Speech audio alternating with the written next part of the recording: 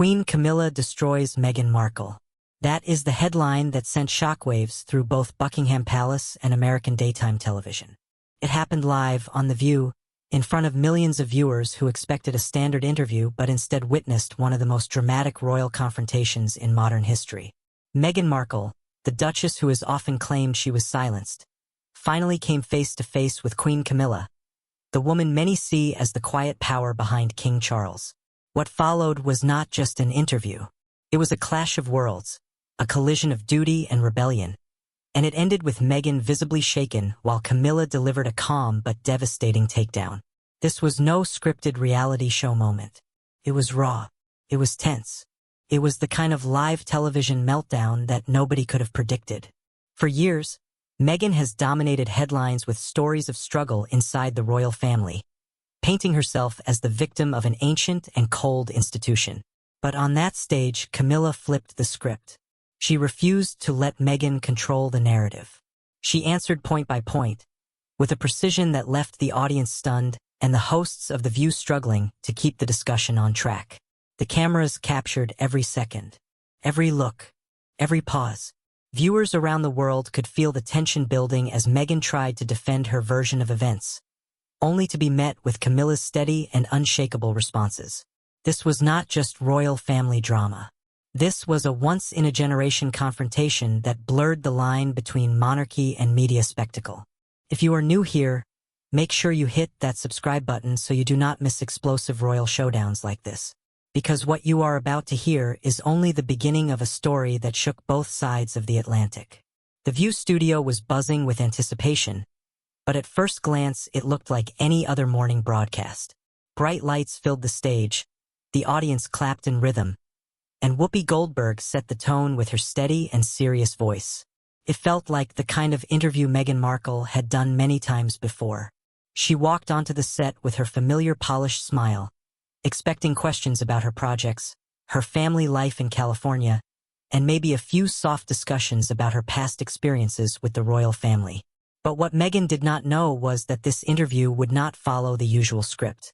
Sitting just a few feet away, in a chair that had been kept hidden until the cameras were rolling, was Queen Camilla. The reaction was instant. Meghan's smile froze as she caught sight of her stepmother-in-law, the woman she had carefully avoided in public for years. The studio audience gasped, and even some of the hosts looked surprised as they realized the kind of live television moment they were about to deliver. The energy in the room shifted. What was supposed to be a warm daytime chat quickly turned into a high-stakes face-off. Meghan adjusted her posture, clearly unsettled, while Camilla remained calm and composed, her hands folded in her lap as if she had been preparing for this moment all along. The tension could be felt through the screen, and viewers leaned in closer, sensing something unforgettable was about to unfold. And before we dive into this face-off, make sure you subscribe for more content like this, because what came next turned into one of the most dramatic exchanges daytime television has ever seen. Whoopi Goldberg leaned forward in her chair and set the stage with her usual steady voice.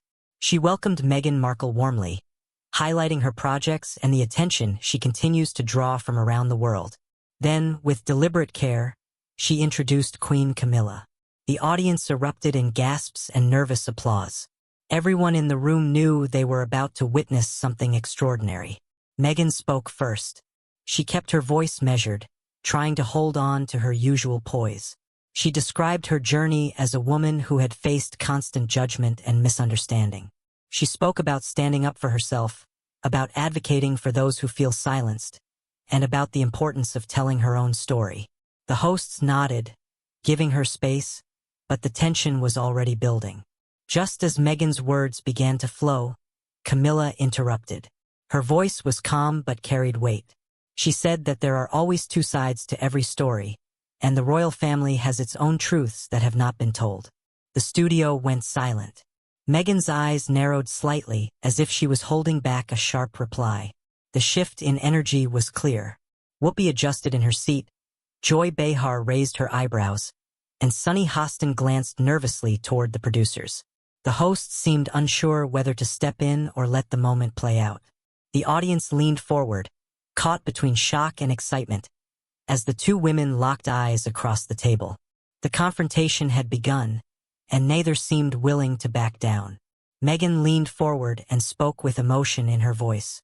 She said that when she first entered the royal family, she was given little guidance and almost no real support. She explained how isolating it felt to be thrust into the spotlight with no one showing her how to handle the pressure. Her words painted a picture of loneliness, and the studio audience reacted with sympathetic murmurs. She stressed that there were moments when she felt completely abandoned. She said the tabloids attacked her without mercy, and she was left to figure it out on her own. Meghan's tone grew heavier as she described nights when she cried alone, wishing that someone from the family would step in and help. She wanted the world to understand that her pain was not just about her. She framed it as a sign of how the institution failed anyone who did not fit the mold. Camilla listened quietly, her hands folded on the table, and then she spoke in a steady voice. She acknowledged Meghan's feelings but said the record needed to be set straight. She reminded Meghan and the viewers that she was given full briefings before major events. She had secretaries, aides, and advisors available at all times. Camilla's tone was calm but sharp, pointing out that the same resources had been offered to Catherine when she married into the family. The difference, she said, was how each woman chose to use them. The studio grew still as Camilla explained that Meghan had been given the same playbook, the same contacts, and the same tools. She said that Catherine spent years carefully learning, listening, and building relationships. Camilla suggested that Meghan had rejected much of the guidance, choosing instead to go her own way and then framing that independence as abandonment. Meghan's face tightened as she tried to push back. She insisted that the support was surface level, that what she needed was deeper understanding and protection from the press. But Camilla did not raise her voice or lose her composure. She simply reminded the audience that every royal woman faces the same trial by fire. She said the difference is in whether you lean into the system or fight against it. The tension thickened as Meghan's defenses rose and Camilla's calm, deliberate words cut through the room like a blade. Meghan's voice dropped lower as she shifted the focus to one of the most painful accusations she had ever shared. She reminded the audience of the conversations she had once revealed about her son Archie's skin color. She said that before he was even born, there were questions raised within the royal family about how dark his complexion might be. The studio gasped softly, the weight of the claim hanging heavy in the air. Meghan explained that to her, those conversations showed the deep prejudice she faced as a woman of mixed race stepping into an ancient institution. The silence stretched before Camilla leaned slightly toward the microphone. Her tone stayed steady, even gentle, but her words cut through with precision. She said that what Meghan described was not a sinister conversation, but rather the kind of family excitement that happens whenever a new baby is on the way. She explained that people in every family wonder what a child might look like. Will the baby have red hair like a grandfather, blue eyes like a grandmother, or skin that reflects the blend of two heritages?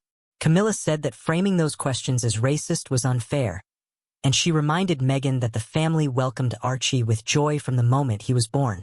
She insisted that the narrative of exclusion was crafted to stir outrage, not to reflect reality. Her calm delivery made the room even more tense, because she did not sound defensive. She sounded certain.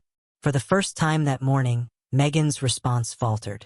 She tried to insist that the tone of the conversations was different, that the undertone was not innocent. But her words lacked the same fire as before. The audience shifted uncomfortably, sensing the power dynamic tilt. The silence after Camilla's explanation was not filled with applause or chatter. It was thick and uneasy, the kind of silence that comes when people are caught between two very different versions of the truth.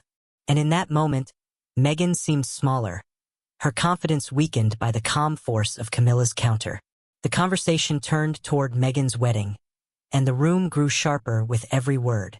Camilla leaned forward and reminded Meghan that when she joined the royal family, she was granted access to the tiara vault, an honor reserved for very few brides.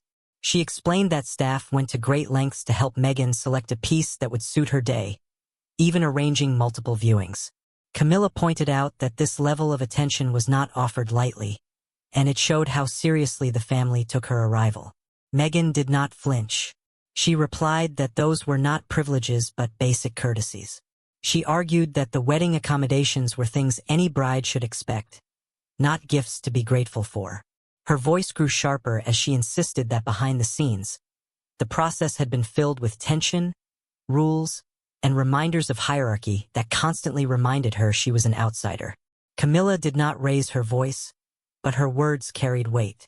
She compared Meghan's experience to her own, recalling how when she married into the family, the atmosphere was far from welcoming.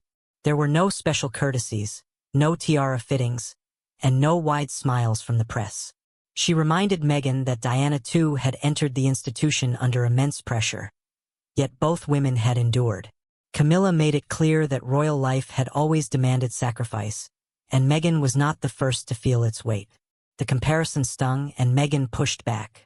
She claimed that those examples only proved her point, that the monarchy clung to outdated traditions that left new members feeling trapped instead of supported. She said that while the family spoke about duty, it failed to modernize in ways that would truly protect its own. The studio audience sat frozen as the words hung between them. On one side, Camilla framed Meghan's wedding as a moment of honor and privilege. On the other, Meghan painted it as proof that the monarchy refused to evolve. The contrast in tone was striking. Camilla calm and grounded, Meghan fiery and indignant. And the clash only deepened the sense that this conversation was moving into far more dangerous territory.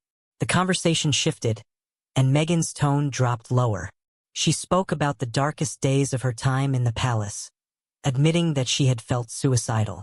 The studio grew silent. Her words carried raw weight, and even the hosts sat frozen, unsure of how to respond. Meghan explained that the pressure, the isolation, and the constant attacks from the press had driven her to a point where she no longer wanted to live. Camilla let the pause linger before responding. She acknowledged the seriousness of Meghan's pain but reminded her that support had been offered. Camilla pointed out that the palace had resources in place, from therapists to private doctors, and that no member of the family was left without options. She said the institution was far from perfect, but it did not turn its back on those who asked for help. Meghan shook her head. She argued that those resources were tied to the palace itself, controlled by the very system that she believed was silencing her. She explained that when she considered reaching out, she felt she could not trust anyone connected to the institution. In her eyes, therapy offered by the palace was not real freedom but another way to monitor and contain her. Camilla listened, then calmly pushed back. She reminded Meghan that Prince William had publicly championed mental health, even admitting his own struggles. She noted that Charles too had faced moments of personal despair, and she herself had endured years of brutal headlines and public judgment. Each of them had leaned on the same resources that Meghan rejected. The clash left the audience divided. Meghan spoke with raw vulnerability, while Camilla delivered her rebuttal with steady conviction. The contrast was striking, and the tension in the room only grew heavier. The moment Meghan spoke Diana's name, the air in the studio shifted. She looked straight into the cameras and said that history was repeating itself. She described Diana as a victim of the monarchy, trapped in a system that broke her spirit and left her vulnerable. Meghan insisted that she had faced the same fate, only in a modern form. The audience leaned in, knowing that invoking Diana was no small move. Camilla's expression tightened. She waited for Meghan to finish before responding, her voice steady but sharp. She said Diana was loved because she carried the weight of her role with grace, even when it hurt her deeply. Camilla reminded Meghan that Diana knew the meaning of duty before desire, that she placed responsibility above her own comfort, and that was why the world still cherished her memory. The comparison stung. Camilla went further, saying that Meghan's choices seemed less about service and more about chasing celebrity. She spoke without raising her voice, but the words cut. She explained that Diana had sought to use her platform for causes greater than herself, while Meghan appeared more concerned with interviews, streaming deals, and headlines. The weight of those words landed hard, and Meghan's face showed the first flicker of anger mixed with unease. The hosts sat frozen, glancing between the two women.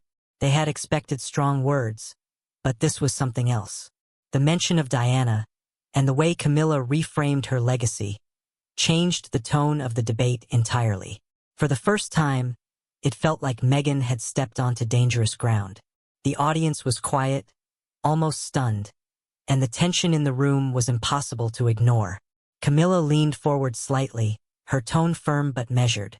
She said there was one issue that could not be ignored, and that was the money.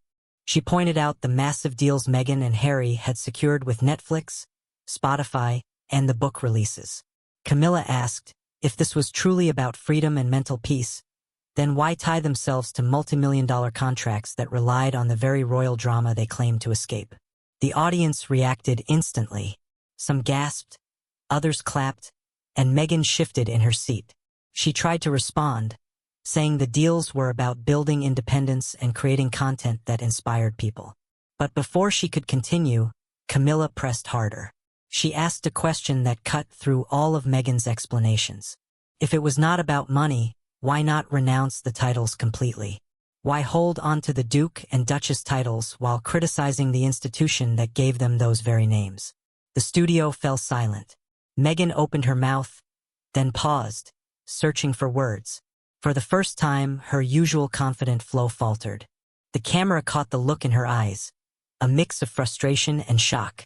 Camilla did not raise her voice or gesture wildly, but her question lingered in the air like a challenge no one could avoid.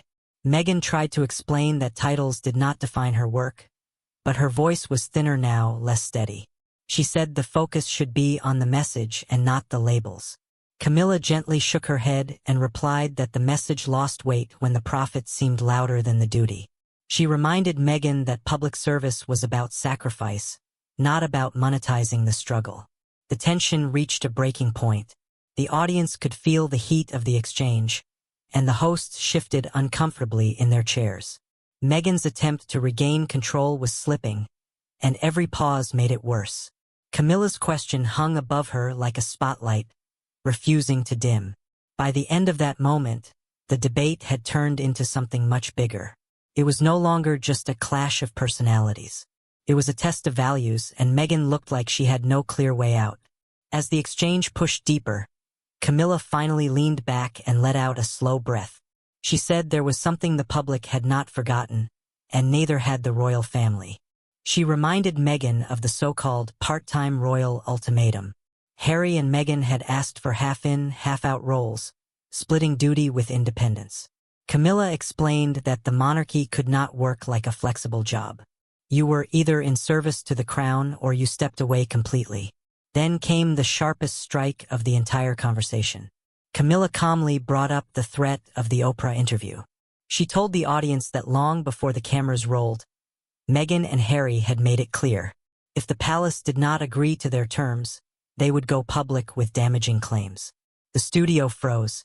The hosts stopped shuffling their papers. The crowd went silent, sensing the weight of her words. Meghan's composure finally cracked. Her eyes glistened as she tried to defend the choice. She said the interview was never a weapon, but a way to share her truth.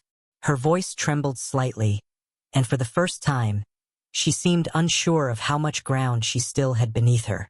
Camilla, without raising her voice, delivered the most devastating line of the entire segment. She looked straight at Meghan and said, "Every choice has consequences. You made your choices, and so did we." The clarity and finality of that statement cut through the tension like a knife. The silence that followed was almost unbearable.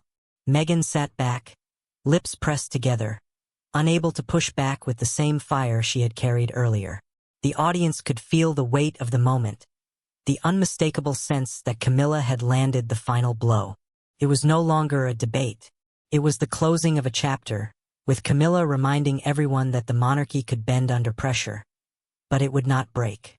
When the dust finally settled, the contrast could not have been clearer. On one side was Queen Camilla, calm and unshaken, speaking with the weight of tradition and the authority of someone who had lived through decades of royal storms. On the other was Meghan Markle, who had entered with sharp confidence but ended visibly rattled, her voice cracking under the pressure of the relentless exchange. What played out on that stage was more than just a disagreement. It felt like a systematic dismantling of Meghan's narrative, piece by piece. Each time she tried to lean on her story of being silenced or mistreated, Camilla countered with the idea of service, sacrifice, and the choices that come with wearing a royal title. By the end, it was Meghan who seemed to be defending herself, while Camilla never once appeared to lose control. The impact reached far beyond the studio. The moment Queen Camilla destroyed Meghan Markle on The View, headlines began to spark about a royal family showdown that sent shockwaves back to Buckingham Palace. Viewers who had tuned in expecting polite discussion witnessed something closer to a reckoning, where the accusations Meghan had used for years were met head-on by a royal who refused to back down. For many watching, it was not just about who won the argument. It was about seeing two worlds collide. Celebrity freedom versus royal duty. Emotion versus composure. Meghan left with cracks showing, while Camilla left with her position only strengthened. And in the end, the message was clear. This was not just a talk show clash. It was a defining moment that reminded everyone why the monarchy endures, and why choices, as Camilla said, always have consequences. So now the question turns to you. What did you think of this unprecedented showdown? Was Queen Camilla too sharp in her words? Or was it finally time that someone pushed back against Meghan Markle's version of events? This clash has already sparked a storm of debate, but your opinion is what matters here. Drop your thoughts in the comments below and let us know where you stand. Do you see this as a defining moment for the monarchy, or just another dramatic chapter in an already messy royal saga? And before you go, make sure you hit that subscribe button. We have more explosive royal confrontations, behind-the-scenes insights, and shocking television moments coming your way. Subscribing means you will never miss when the next major showdown takes center stage.